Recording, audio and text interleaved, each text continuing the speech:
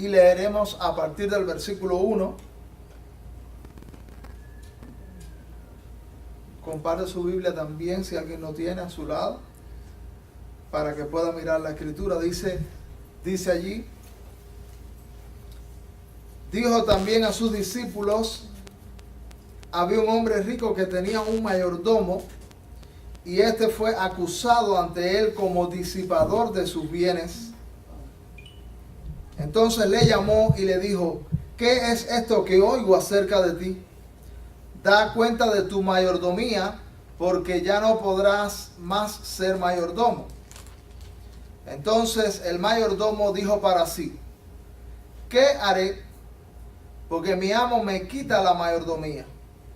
Cavar no puedo, mendigar me da vergüenza. Ya sé lo que haré para que cuando se me quite de la mayordomía me reciban en sus casas. Y llamando a cada uno de los deudores de su amo, dijo al primero: ¿cuánto debes a mi amo?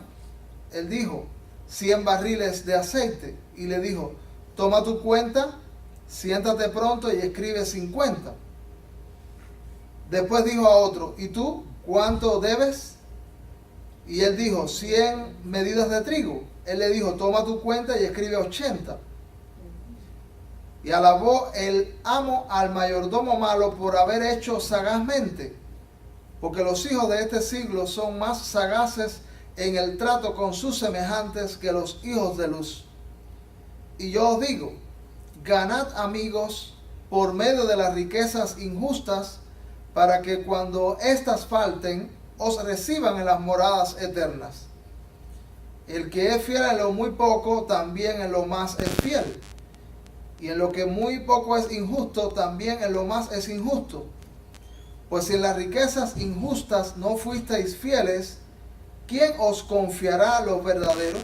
Y si en lo ajeno no fuisteis fieles, ¿quién os dará lo que es vuestro?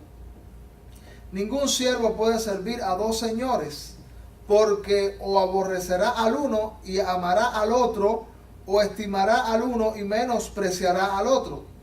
No podéis servir a Dios y a las riquezas. Y oían también todas estas cosas los fariseos, que eran avaros, y se burlaban de él. Señor, te damos muchas gracias otra vez en esta preciosa mañana, porque nos concedes alabarte, nos concedes bendecirte. Señor, hemos venido porque necesitamos de ti. Necesitamos adorarte, necesitamos también aprender más de tu palabra, aprender más de tu voluntad, aprender más del mensaje que tienes para nosotros en las Sagradas Escrituras.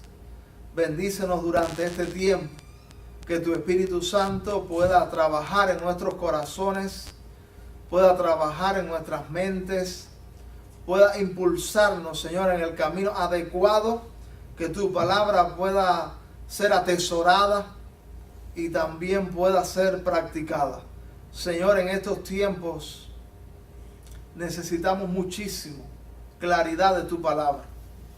Ayúdanos, Señor, a conocer más y más del mensaje tuyo en tu preciosa palabra. Rogamos, Señor, que aquella persona que llegó con dificultades, con ansiedades, con frustraciones, tú le puedas asistir en esta mañana de una manera especial, que tú puedas ser propicio a la necesidad. Sana a los enfermos, haz provisión para los que lo necesitan. Reprende toda obra de las tinieblas que impide, Señor, que tus propósitos se puedan llevar a cabo en la vida de cada persona que llegó a este lugar. En el nombre del Señor Jesucristo. Amén.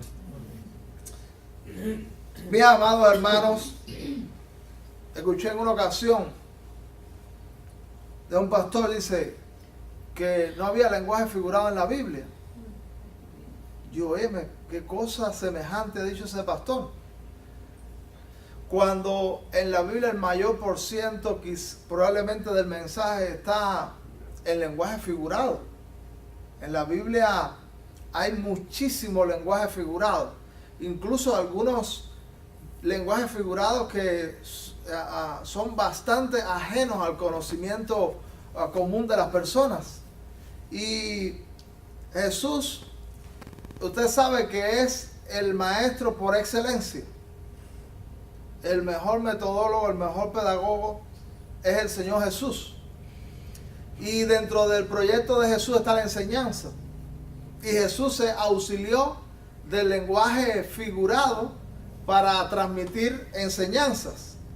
Porque no es lo mismo una historia pictórica, una historia adornada, una historia bien elaborada para transmitir un mensaje, que un concepto abstracto, un concepto difícil de digerir. Entonces Jesús, como excelente maestro, se valía muchísimo de las historias y en esas historias un contenido figurado. En la Biblia encontramos metáforas, alegorías, fábulas, símiles y muchísimos otros lenguajes figurados. Aquí estamos en presencia de una parábola. Quizás un día nos detengamos a hablar un poquito de alguna de las diferencias de esos lenguajes. Pero Jesús es el mejor contador de historias para transmitirnos una enseñanza. Y Jesús está contando una historia para transmitir una enseñanza. Y lo primero que nosotros encontramos en esta historia parabólica es que la Sociedad Bíblica, yo creo que se equivocó al ponerle el título a este pasaje.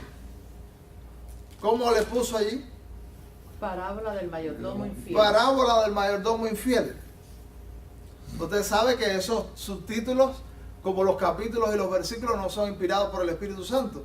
Eso vino mucho tiempo después. El texto original inspirado por el Espíritu Santo era un texto corrido, sin capítulos y versículos ni subtítulos. Eso vino después con la imprenta y mucho tiempo se fue elaborando más todo ese contenido para ayudarnos a manejar la escritura y a poder estudiarla. Y por eso no le puedo hacer 100% caso a los subtítulos, porque de entrada ese subtítulo nos puede desorientar en qué quería Jesús enseñar con esa parábola. Fíjese, parábola del mayordomo infiel. Yo hice una notica y le puse mayordomo sagaz. Este es el mayordomo inteligente. Este es el mayordomo perspicaz. Este es el mayordomo que tiene habilidad o que es habilidoso. ¿Y por qué estoy diciendo eso? A lo mejor usted dice, para mí que este pastor está confundido. Porque ustedes prestaron atención a la lectura que hicimos. Eso puede prestar a la confusión en esa historia, pero el título tiene que estar puesto en la enseñanza que Jesús realmente quiso transmitir en esta historia parabólica. Y dice la Biblia nos enseña que la mayordomía es una función que Dios nos ha delegado. ¿Qué cosa es un mayordomo? Un mayordomo es el que maneja los bienes de un señor, que maneja los bienes de su señor. ¿Quién no es mayordomo? Dios. Todos somos mayordomos. ¿Quién es el que es dueño? ¿Quién es el que es señor de algo? Dios. ¿Quién lo hace? ¿Quién lo crea? ¿Quién tiene derechos de autor? Dios es el creador del cielo, la tierra y todo lo que en ellos hay. Así que Dios es el Señor, Él es el dueño, y su primera creación, Adán y Eva, su primera creación humana, Adán y Eva, fueron los primeros mayordomos. Porque Dios los puso sobre el Edén. Toda la creación de Dios, los puso desde un inicio a laborar, los puso desde un inicio a trabajar, los puso en funciones. Adán debía cuidar de todo lo que Dios había creado. Pero eso era de Adán. Lo había hecho Adán. Había salido de la mano de Adán. Eso era una oportunidad que Dios le estaba dando a Adán. Y usted recuerda que él le dio, dentro de los trabajos que le dio fue ponerle nombre a los animales. Eso es trabajo, ¿eh? Como hay animales, el trabajo no fue un castigo, como algunos han pensado. El trabajo era un privilegio y el trabajo no vino después del pecado. El trabajo es anterior al pecado. Por supuesto, vino en consecuencia después del pecado y ese trabajo fue trabajo con trabajo, pero anterior era un privilegio que Dios había puesto en las manos de Adán. Y ese trabajo era el trabajo de la mayordomía, de cuidar sobre la creación de Dios, de cuidar sobre todo asuntos que Dios había colocado en su mano. Usted ha pensado de usted como mayordomo, usted ha pensado de sí mismo como mayordomo, o usted piensa de sí mismo como dueño. No, esto es mi carro, este es mi casa, este es mi dinero, esta es mi familia, estos son mis hijos, esta es mi ropa. Probablemente tenemos que cambiar un poco la mentalidad. Sí, hemos pensado de esta manera, porque realmente todo lo que usted posee, todo lo que usted tiene, todo lo que usted ha logrado, son regalos de Dios. Dios es el dueño. Aún aquellos que han supuestamente hecho descubrimientos, realmente fueron regalos de Dios. Los científicos, Dios los puso a entretenerse investigando la creación para que descubrieran todo el potencial que Dios puso allí. Y todo lo que tenemos procede de la mano de Dios, como dice Santiago. Toda buena dádiva y todo don perfecto desciende de lo alto, del Padre de las luces, en el cual no hay mudanza ni sombra de variación. Así que Dios nos ha colmado de regalos. Todo lo que tenemos, a veces nosotros sufrimos porque no tenemos algo que necesitamos o que quisiéramos tener. Pero si nosotros analizamos, siempre son más las cosas que tenemos, siempre son más las bendiciones que tenemos que lo que nos falta. ¿Usted piensa cuántas cosas el Señor le ha regalado en esta mañana? ¿Cuántas cosas ahora mismo usted ha adquirido? Usted está pensando y a lo mejor está sufriendo por lo que no tiene y quisiera tener o que le hace falta. Pero se está gozando con lo que Dios le ha puesto bajo su cuidado. Porque debemos gozarnos con lo que ya Dios ha puesto bajo nuestro cuidado. Y entender que es de Dios, no mío. Que es del Señor. Usted está trabajando con sus cosas como de Dios y no como usted. Yo creo que muchísimas veces nos olvidamos que Dios es el dueño. Y está pensando, por ejemplo, hay padres que no dieran la posibilidad a sus hijos de que hicieran de correr determinados riesgos que son para Dios a lo mejor. Pero ¿de quién son los hijos? De Dios. Yo he orado, cuando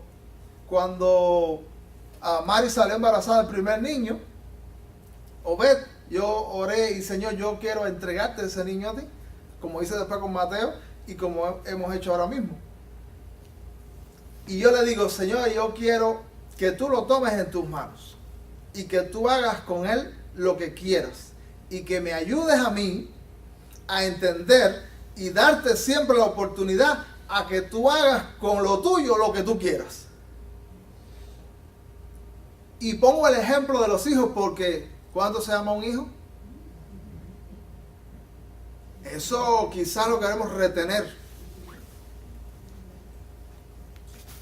Quisiéramos que no cojan algunos caminos. Y yo estaba pensando, cuando pensaba en esto, los hijos, y oraba de esta manera. Porque yo también le decía, yo tenía, todavía me queda dentro del deseo que yo tenía, un deseo, Señor, quisiera que tú me dieras un hijo varón. Y yo quisiera que fuera un pastor. El Señor me concedió que fuera varón, el primogénito, pero no sé si será pastor. Pero eso es un deseo, pero yo, lo que Dios haga, voy a estar feliz. Pero cuando yo pensaba en eso, decía, pero si él se hace un siervo tuyo, si eres un pastor, un misionero, a veces en la obra de Dios se corren riesgos.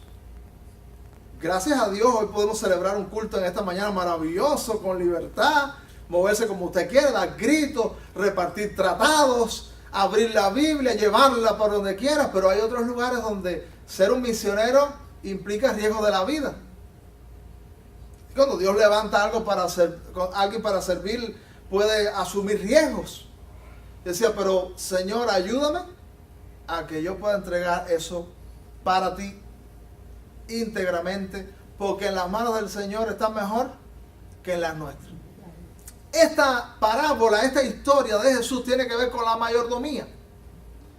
Y la gente piensa muy comúnmente en mayordomía en cuestiones de dinero, pero es todo lo que tenemos. Nuestro tiempo, nuestros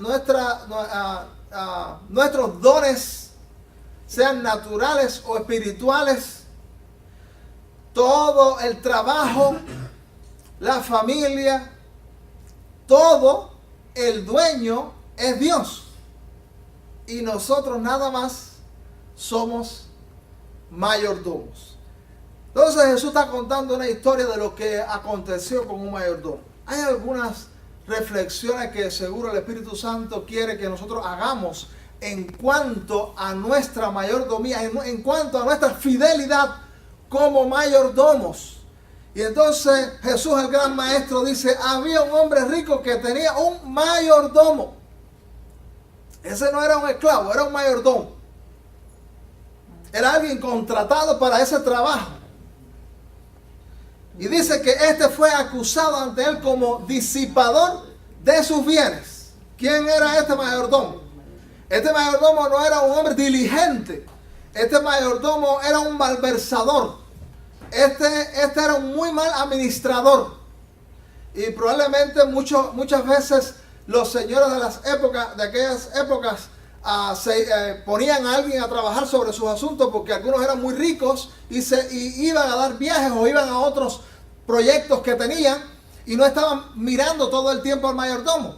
Pero parece que en algún momento le avisaron, se enteró, quién sabe, por otros empleados, por algunos amigos, por alguien, y este hombre fue acusado de malversar, de actuar deshonestamente, de actuar como mal administrador sobre los bienes. ¿Quién puede decir, yo no puedo ser acusado como un mal administrador? Y ahora pensando no en esa historia, pensando que ya dijimos que ¿qué somos nosotros? Señores, Mayordomo. dueños, Mayordomo. somos mayordomos. Y todos somos reos, somos víctimas de esta misma acusación, que todos hemos malversado lo que el Señor ha puesto en nuestras manos. Nadie se escapa de ser un mayordomo que ha fallado. Usted sabe que ¿cuántos justos hay sobre la tierra? ¿Cuántos hay que no han pecado? ¿20, 30, 50? Ninguno. No, dice, no hay justo. En el libro de Romanos capítulo 3, no hay justo, ni aún uno. No hay quien haga el bien, no hay quien busque a Dios. Todos se desviaron. Todos abandonaron el camino. Entonces, si todos han pecado, ¿quién? Y el pecado quiere decir actuar mal. El pecado es la maldad. El pecado es errar el blanco. El pecado es salirnos del camino del que Dios quiere que anduviésemos. Entonces, si todos hemos pecado, ¿cuál es el mayordomo que ha sido fiel en esta tierra de los seres humanos? Ninguno. Todos hemos también sido acusados ante el juicio del Tribunal Supremo del cielo y de la tierra, del ser también malversadores. Así que no hay nadie en esta mañana que hace así. ¿Te acuerdas que le hablé del Cristiano L? Cristiano L es que recibe la palabra y dice, mira qué bien le queda a aquel. Mira cómo le sirve. No es para él, todo es, mira. Al otro. No hay nadie en esta mañana que pueda mirar, ni yo que le estoy hablando, que les estoy hablando. Puedo mirar a alguien y decir, puedo mirarle por encima del hombro y decir, usted ha fallado, yo estoy libre. todos hemos sido acusados. El peso de la mala mayordomía está sobre nuestros hombros, porque todos hemos pecado. Y el pecado es también mal actuar sobre el que el Señor ha colocado en nuestras manos. Y dice la Biblia, entonces le llamó y dijo, ¿qué es esto que oigo acerca de ti? Da cuenta de tu mayordomía, porque ya no podrás más ser mayordomo. Entonces, cuando el hombre es confrontado, cuando el Señor aparece en la escena y dice, ven acá, usted ha actuado mal, usted ha malversado, usted ha disipado, usted no administró como debía administrar, fue llamado a dar cuentas, él no pudo defenderse. Dice la Biblia que este hombre escribió toda una cantidad de argumentos que él tenía. Dijo, no, eso no es verdad, me están calumniando. Mire, hable con fulano, mire las cuentas que yo tengo establecidas, mire los registros de las finanzas. Ese hombre pudo hacer eso. La Biblia dice que ese hombre, la Biblia nos deja ver claramente que ese hombre se admite responsable de realmente haber disipado. Eso tiene su mérito. Porque qué malo es que alguien falla y después justifica su maldad, su negligencia. Eso fue lo que primero hizo Adán. ¿Usted se acuerda de Adán? Adán era habilidoso, pero cuando pecó, habilidoso para lo malo. Y entonces, ¿qué dice Adán cuando aparece después del pecado? Que él tomó del árbol que Dios había dicho no comáis. Apareció, primero que estaba escondido. Dios se aparecía en el huerto, dice la Biblia. Tenía una relación plena. Dios hablaba con ellos. Se escondió. Eso habla que sabe que hay problema. Y entonces dice la Biblia, cuando no, ¿qué hiciste, Adán? No, la mujer que me diste. La mujer le hizo la culpa. ¿Y la mujer? No, la serpiente. También nosotros hemos hecho eso a veces. Yo creo que también, ¿eh? No, el problema es que Echar la culpa. yo creo que también todos hemos fallado en algún momento. ¿Sabe que lo mejor es admitir? Dios quiere que nosotros admitamos nuestra mala mayordomía. Dios quiere que la admitamos porque la única manera que el Señor puede obrar sobre nuestras almas, el Señor puede obrar para rescatar, para obrar salvación. La única manera que el Señor establece es que se admita. Ya hemos hablado de aquellos que dicen, yo nunca he pecado. Bueno, si tú nunca has pecado, necesitas Salvador, necesitas Jesucristo. ¿Qué ustedes creen? ¿O me equivoco? Pero lo estoy viendo muy serio. Si yo digo, soy pecador, no por resolver mi problema, pues el Señor puede hacer algo. Entonces quizás algo de loable, por lo menos podemos encontrar en un momento en este hombre. Y es que admite que ha fallado. Nosotros debemos admitir que hemos fallado. Porque recibimos perdón y recibimos transformación. Ahora, este hombre de la historia que Jesús está contando, dice que admite y empieza a pensar sobre el asunto en el que ha fallado. Nosotros todos hemos de dejar nuestra mayordomía en algún momento. Como este hombre fue despedido. ¿Cuándo nosotros vamos a dejar nuestra mayordomía? Todos vamos a salir de este mundo, sí, a no ser que Jesús venga antes de su segunda venida. Todos en algún momento nos despedirán de la mayordomía de este mundo. Todos vamos a morir, todos vamos a partir de este mundo. Así que como este hombre va a dejar su mayordomía, también cada uno de nosotros dejará su mayordomía en algún momento. Porque la dimisión es con la muerte. El cese de nuestra mayordomía es con la muerte que no nos merecemos. Con la muerte que nos merecemos. Porque la paga del pecado es muerte. Entonces el hombre va a ser despedido de su mayordomía porque ha fallado. Todos nosotros salimos de este mundo como por la muerte, como consecuencia del pecado humano. Y todos también tendremos que rendir cuenta. A veces nosotros vivimos como si no tuviéramos que rendir cuenta. ¿Usted no lo ha pensado? De esto nadie se va a enterar. Puede pensar alguien. Esto nadie lo va a saber. Esto no tiene consecuencias. Pero aunque en este mundo haya un tribunal humano que no puede saber todos nuestros hechos y que no nos va a juzgar por muchísimas cosas que nosotros hagamos, hay un tribunal supremo celestial frente al cual todos tendremos que rendir cuenta un día. Quien cree en Dios de verdad, quien confía en Dios y se ha puesto en sus manos, no puede vivir como si no va a dar cuenta. No puede vivir ajeno a que un día estará presente en el tribunal de Dios.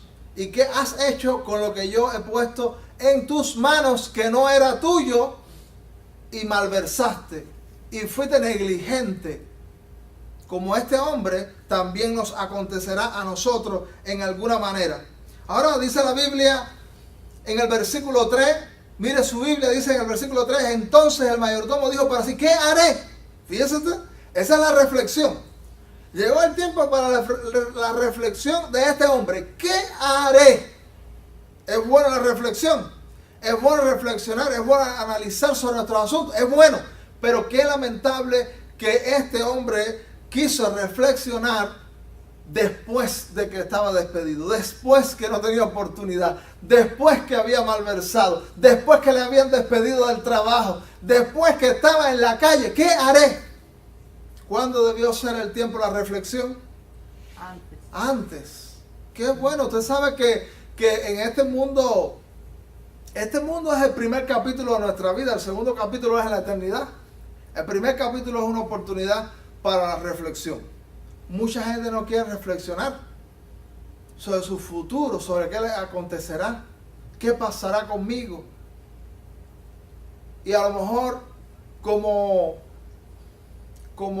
a la parábola que continúa, el rico y Lázaro. ¿Usted se acuerda? Ajá. Rico y Lázaro. El rico, ¿cuándo estaba reflexionando? Ya, Cuando había oportunidad. Ya no había. O sea, gloria a Dios, porque en esta mañana hay oportunidades de reflexionar todavía, aunque es mejor la reflexión tarde que nunca, hay algunas que son tan tarde que no hay oportunidad.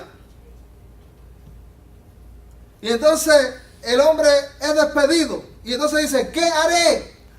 Y dice, y fíjese todo lo que había pasado. Acompáñame mirando esto, dice, ¿qué haré? Porque mi amo me quita la mayordomía. Cavar no puedo, mendigar me da vergüenza. Bueno, cavar no sabemos si no podía porque tenía algún problema físico, si porque la fuerza realmente no era suficiente, porque era perezoso, porque era vago. Dice, cavar no puedo. No sé por qué no podía. Después dice, mendigar me da vergüenza. Eso quiere decir que le faltaba humildad.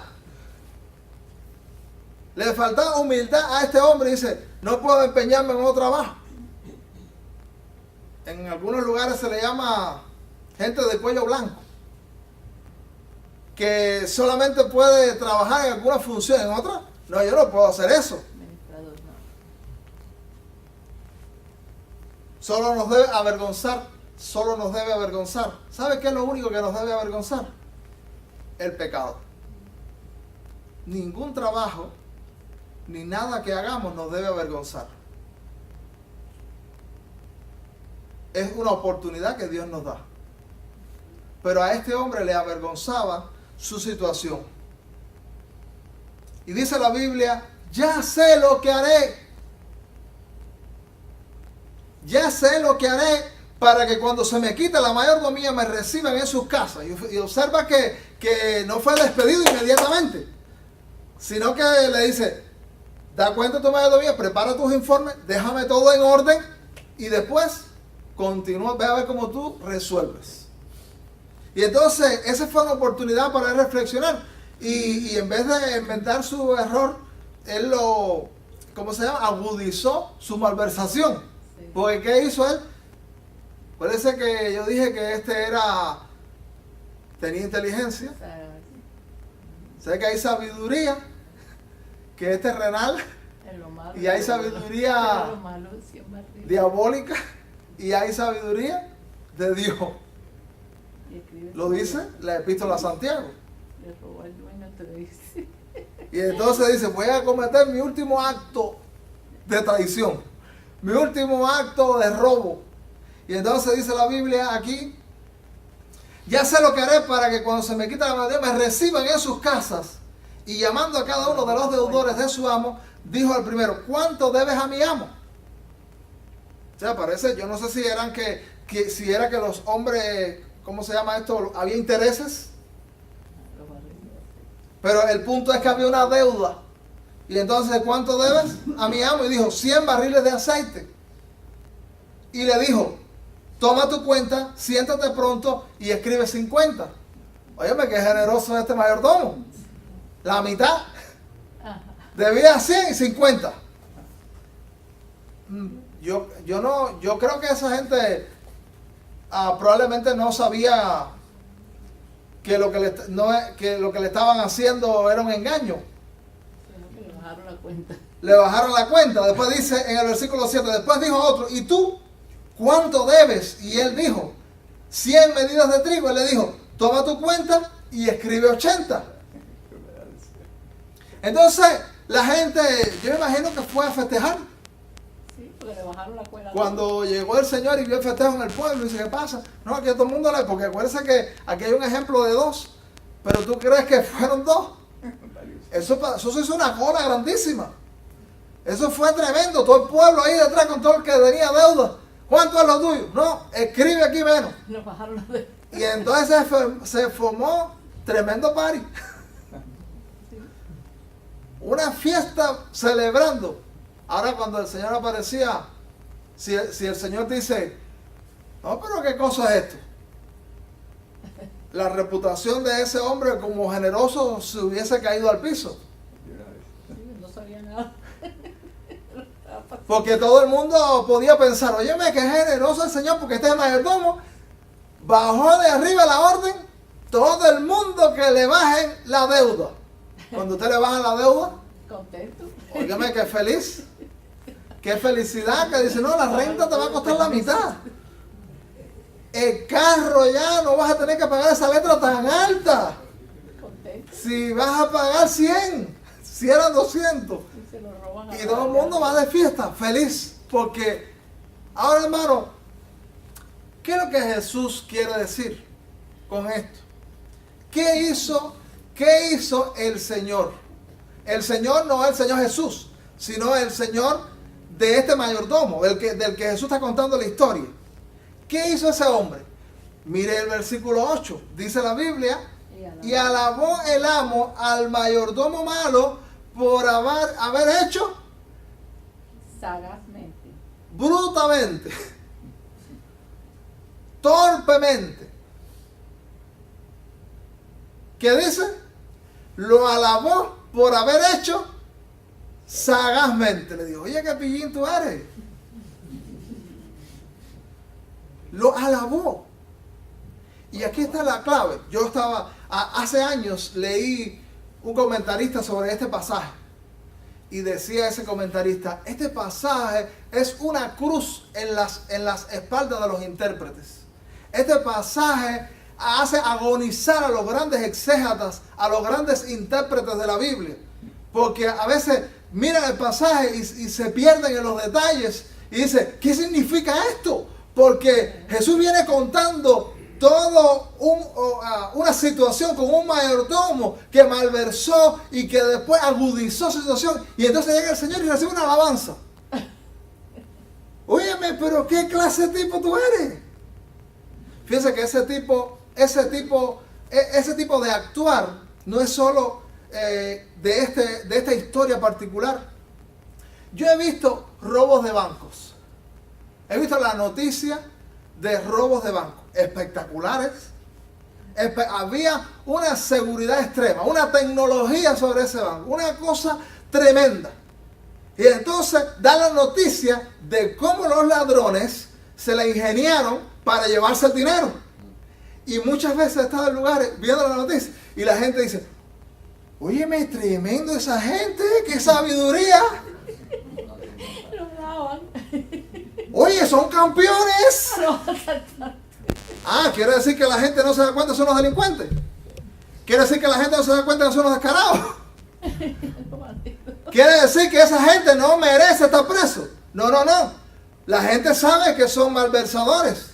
La gente sabe que son gente mala.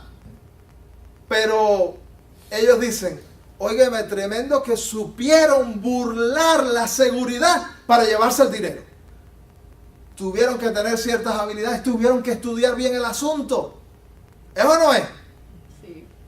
Y usted no ha encontrado esas mismas expresiones en la gente. Eso es lo que Jesús está contando. Y el énfasis de la parábola, toda esta historia, las parábolas, y les voy a dar un detalle, una de las cosas que tienen las parábolas es que para nosotros entender las parábolas no podemos centrarnos en los detalles, sino en el grueso de la narración. Porque la enseñanza no está en las partes, sino está en toda la narración. Y en toda la narración lo que se quiere exaltar, lo que quiere que tenga preponderancia y todos los detalles después tienen que estar subordinados a esa idea, es que este hombre actuó con sabiduría en medio de su situación. Y con lo que tenía en la mano, supo sacarle el asca, supo sacarle provecho. Esto es por eso les dije, esta parábola debe llamarse, como dije, mayordomo o el mayordomo sagaz. La parábola del mayordomo sagaz, porque esta es la enseñanza que Jesús quiere dar. Con su semejante que los hijos de luz, que son los Que el Señor quiere enseñar cómo este hombre no saben la mayoría. le supo sacar provecho de lo que tenía en la mano. Y lo que el Señor quiere que nosotros aprendamos es cómo nosotros, con lo que el Señor pone en la mano nuestra, no le sacamos provecho para lo eterno.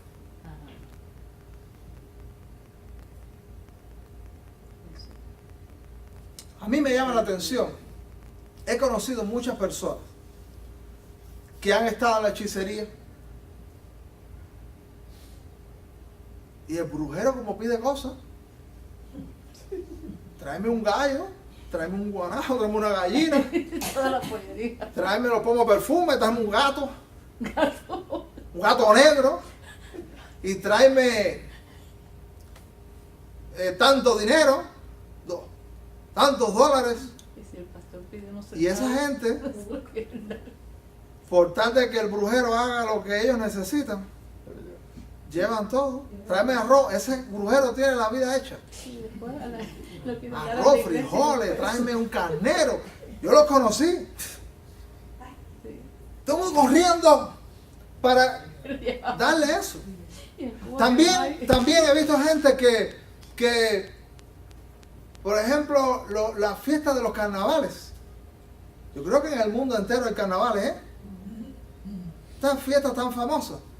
Yo conocí gente que lo único que tenía, ¿cuánto duraba la fiesta? No, 5 días de fiesta los carnavales. Lo que tenemos aquí son 1,000 pesos, pero la fiesta comienza el viernes o comienza el miércoles. Salimos el miércoles con los 1,000 pesos y viramos el lunes destrozados. Y se lo bebieron. Destrozado el bolsillo, destrozado el alma, destrozado el cuerpo. Pero todos lanzaron allí. Y después a Dios reprende. También a festejos en casas, donde en ese festejo en cierta casa invitaban a cuantas, si pasaba uno, únete aquí a este festejón que tenemos.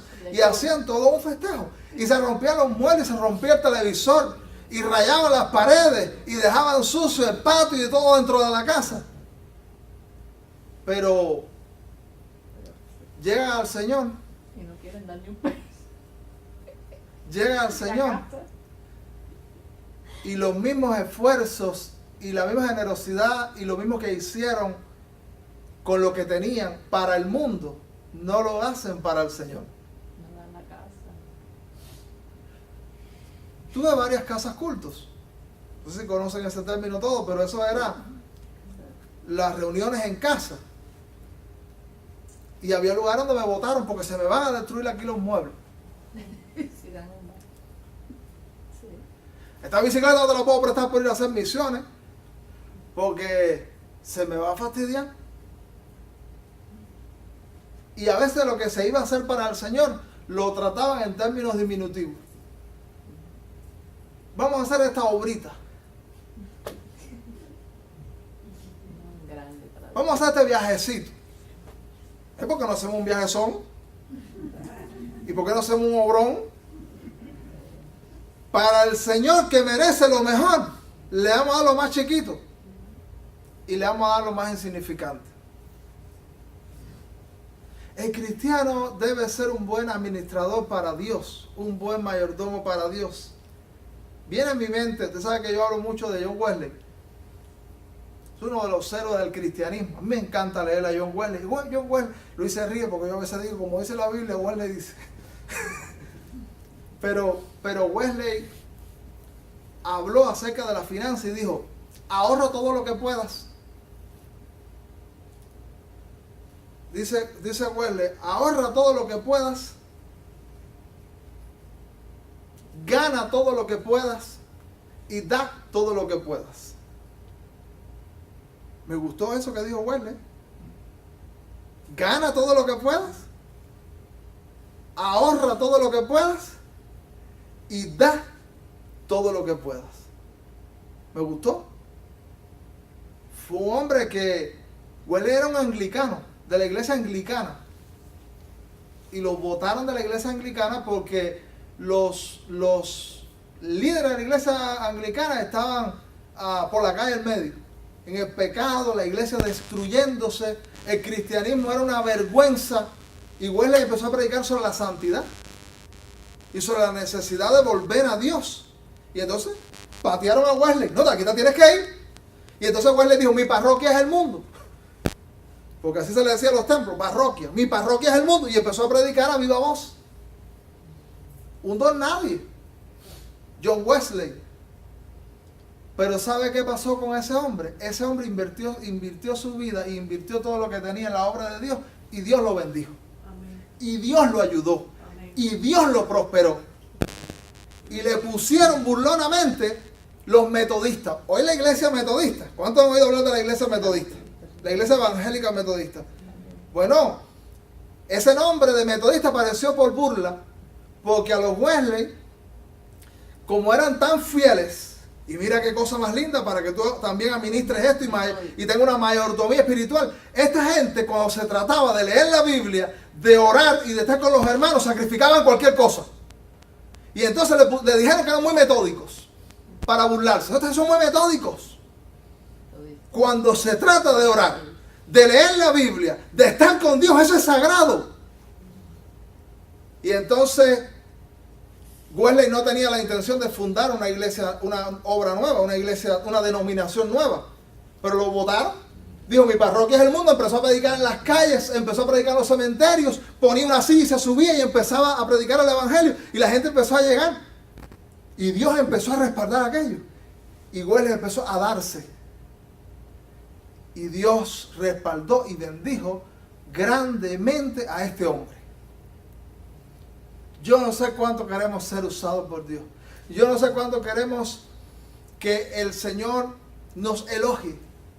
Qué sagaz y qué inteligente eres de lo que tienes, usarlo para el Señor.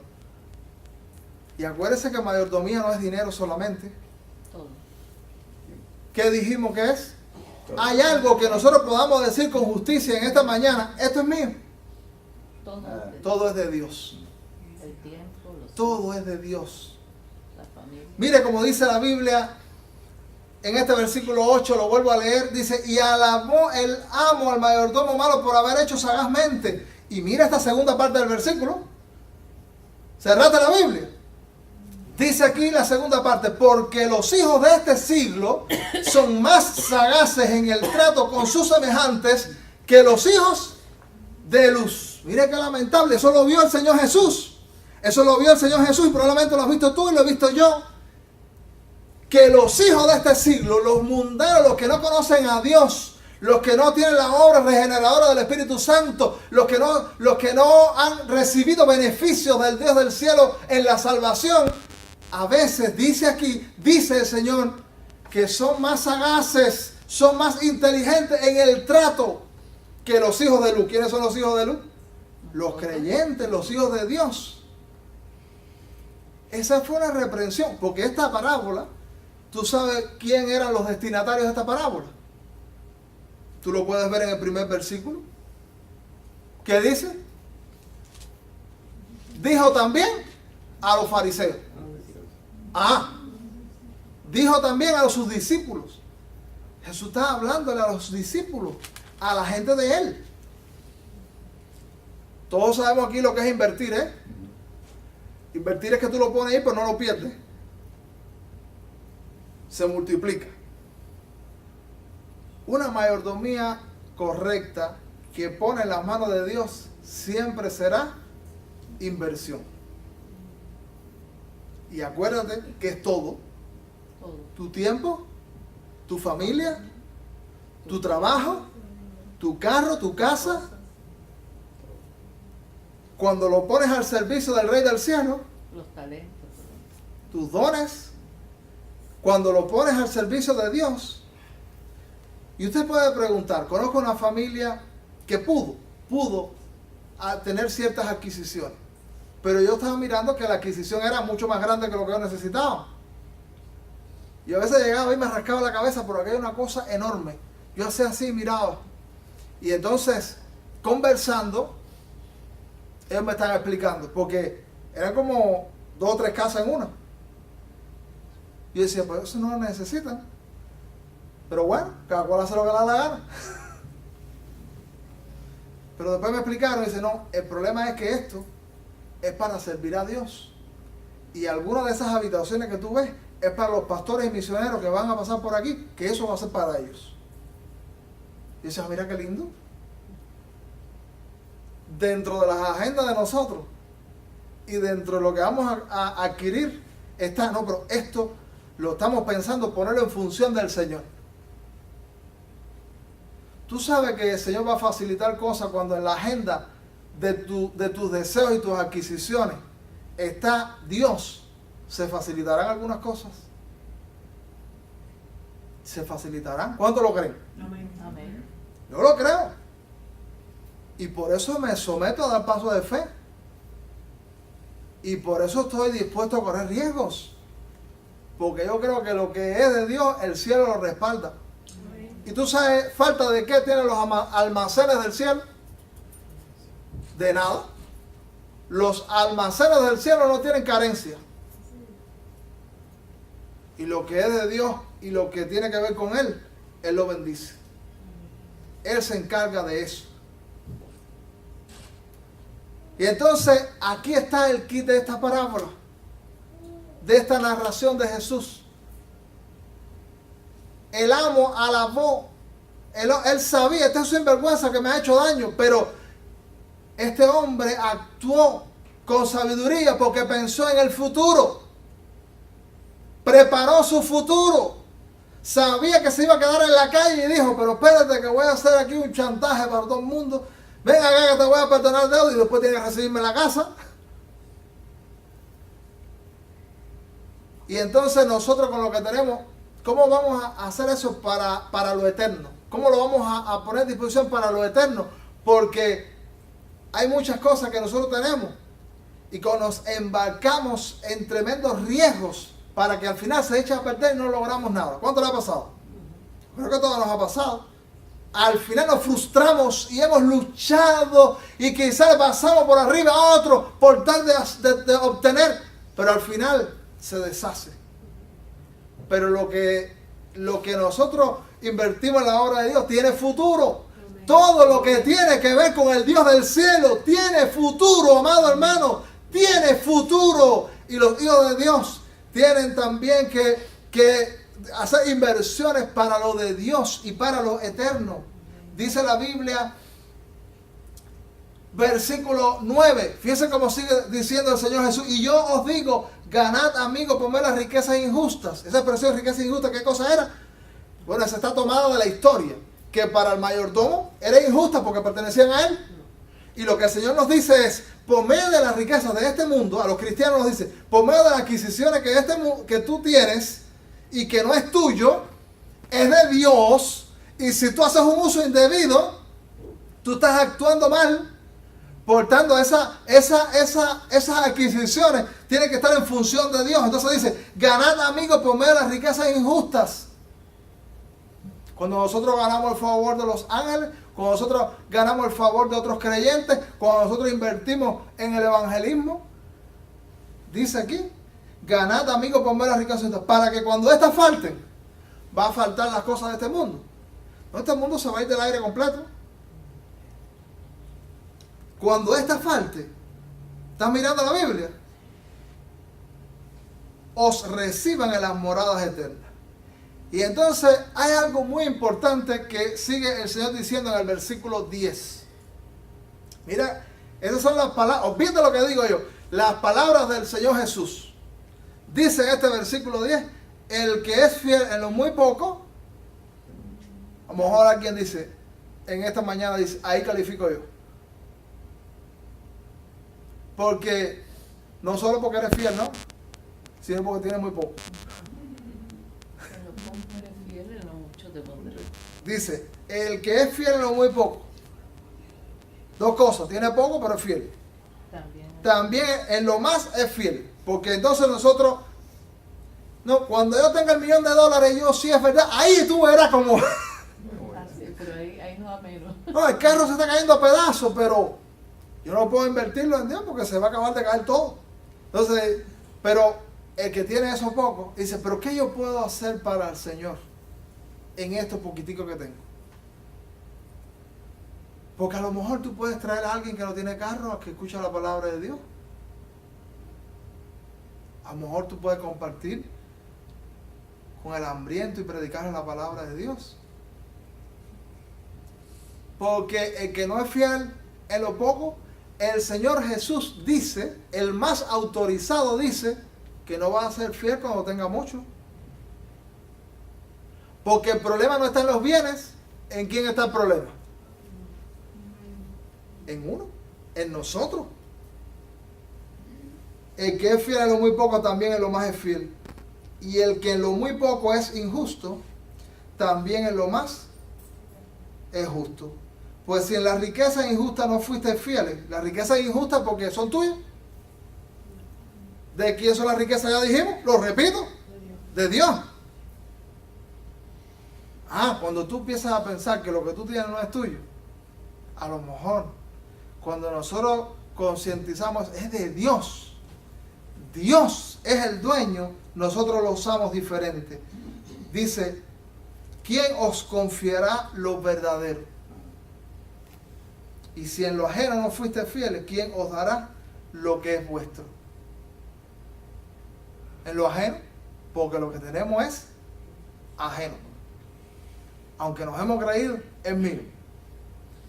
Ningún siervo puede servir a dos señores, porque o aborrecerá al uno y amará al otro, o estimará al uno y menospreciará al otro.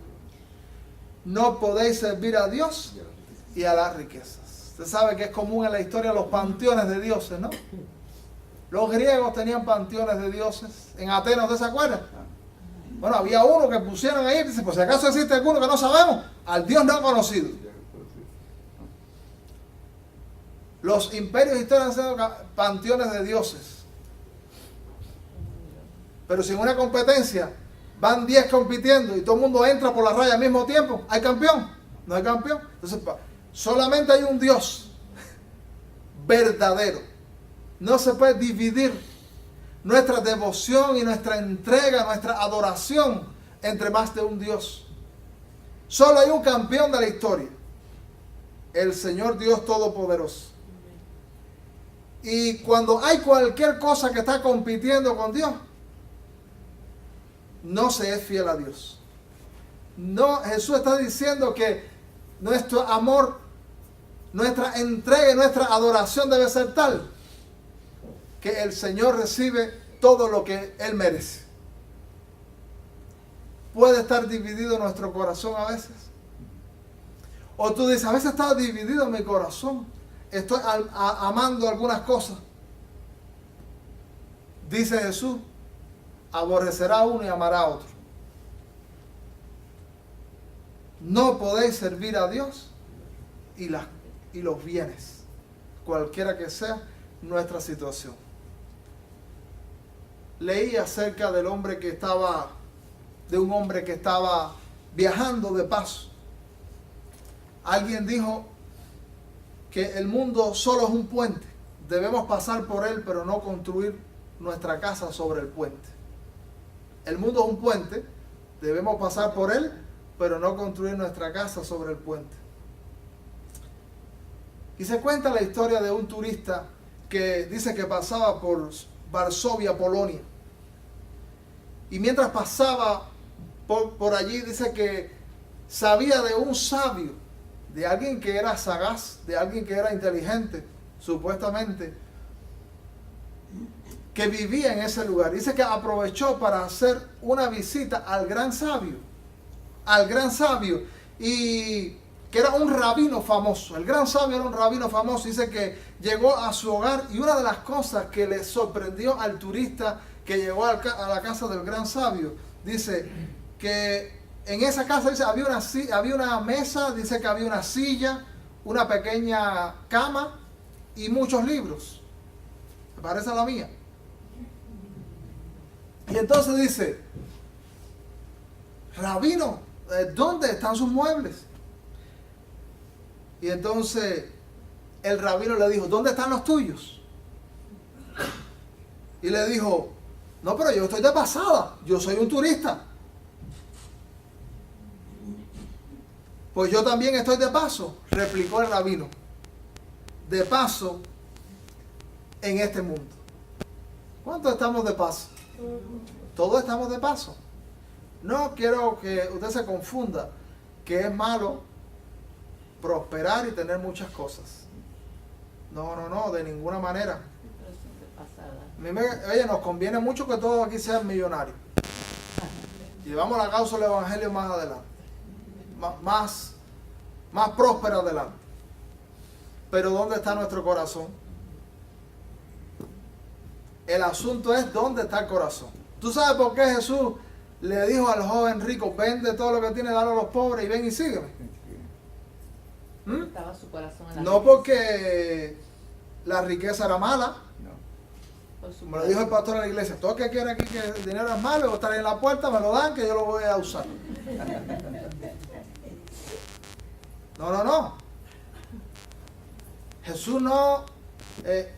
el asunto que habla 1 Timoteo cuando dice raíz de todos los males es el amor al dinero. No el dinero, el amor. Cuando los bienes, y digo dinero y digo cualquier cosa, se convierten en nuestro Dios. Sí, es lo primero. El Señor quiere, amados hermanos, que nosotros podamos avanzar y tener logros, pero que nuestro corazón esté centrado en Él. Vamos a ser nosotros mayordomos inteligentes, sagaces. Cámbiale el nombre a la parábola para que la entiendan mejor. La parábola del mayordomo sagaz.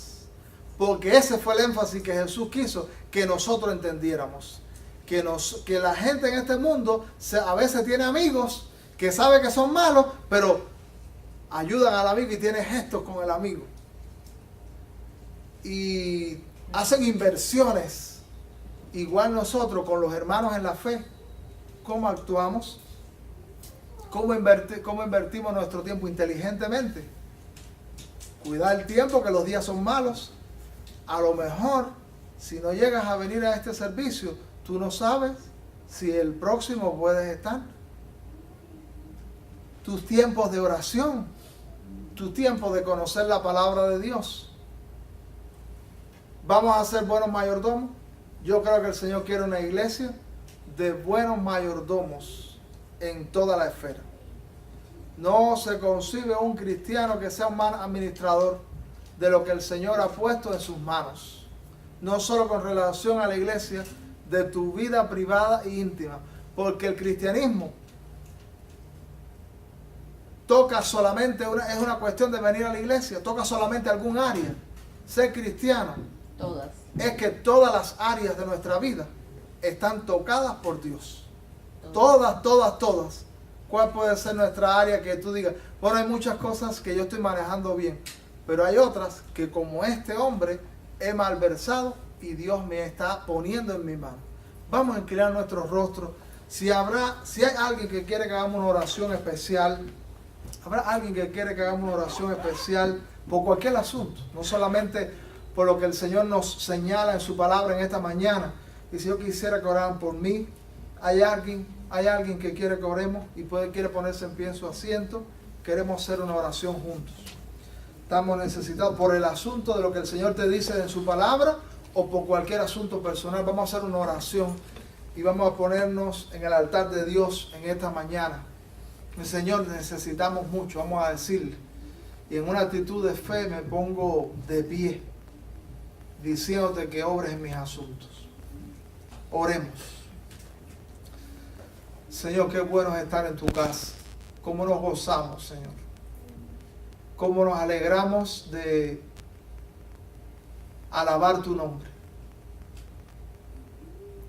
Señor, tú nos has señalado en tu palabra que ser tu hijo implica que todas las áreas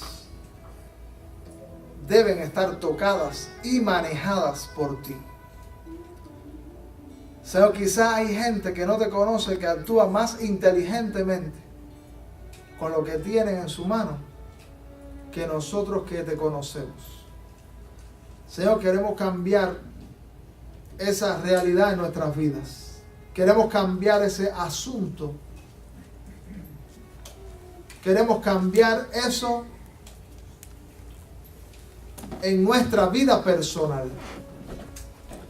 Señor, mira nuestra situación. Si hemos invertido mal el tiempo, si hemos invertido mal los dones que son tuyos, que nosotros solamente debemos usarlo de acuerdo a tu voluntad, los hemos estado derrochando o los hemos estado escondiendo. Señor, pedimos que tú te encargues de esos dones ahora. Pedimos, Señor, que nos conceda ser buenos administradores del tiempo, de los dones, de la familia, de los recursos. Que lo hagamos sabiamente, no pensando en el hoy, sino poniéndolo en tus manos para que tenga repercusiones eternas. Oramos también por aquella persona, Señor, que llegó a este servicio y tiene cargas, tiene luchas, tiene dificultades, necesita un milagro de sanidad. Tú eres el Dios que sana a los enfermos. Tiene luchas espirituales, cualquiera que sea la necesidad de aquella persona que se pone en pie. Pedimos que tu Espíritu Santo trabaje en su corazón, trabaje en su alma, trabaje en su ser. Concédenos ver triunfos en tus hijos. Concédenos, Señor, ver prosperar las vidas. Concede, Señor, que haya avances espirituales poderosos. Rogamos, Señor, que pueda experimentar la llenura del Espíritu Santo. Glorifica tu nombre. Gracias por escucharnos y gracias por lo que estás haciendo. Concede que nunca se nos olvide decir gracias. Por Cristo, amén.